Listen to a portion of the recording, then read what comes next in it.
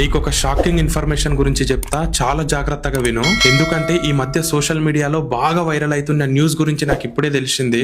Matter ఏంటంటే మనమందరము వాడుతున్న ఈ 5G నెట్వర్క్ ఏ ఇయర్ లో లాంచ్ అయిందో గుర్తుందా? 2019 లో.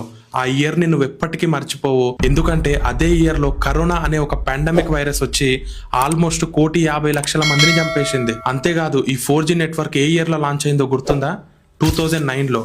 అదే ఇయర్ లో స్వైన్ ఫ్లూ అనే డేంజరస్ వైరస్ వచ్చి ఆల్మోస్ట్ 6,00,000 మందిని చంపేసింది. అండ్ అంతేకాదు 1998 లో ప్రీ కమర్షియల్ 3G నెట్వర్క్ కూడా లాంచ్ అయింది.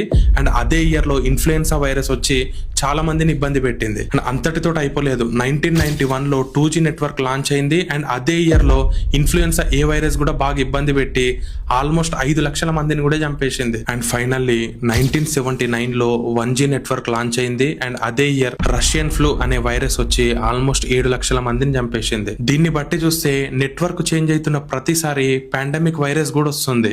అంటే 2030లో 6G కూడా రాబోతుంది. అప్పుడు కూడా ఏదైనా పాండమిక్ వైరస్ రాబోతుంది. ఆ నెట్వర్క్ చేంజెస్ కి ఈ పాండమిక్ వైరసెస్ కి ఎలాంటి సంబంధం లేదురా. ఈ నెట్వర్క్ కి సంబంధించినవన్నీ నాన్ అయోనైజింగ్ రేడియో వేవ్స్ ద్వారా ట్రాన్స్మిట్ అవుతాయి. వీటికి ఈ వైరస్ క్రియేట్ చేసే అంత కెపాసిటీ సీన్ లేదు. ఈ వైరస్ కి సంబంధించినవన్నీ బయోలాజికల్ ఫినామినారా.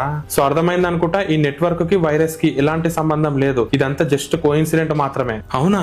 మరి సోషల్ మీడియాలో బాగా వైరల్ అవుతుందిగా.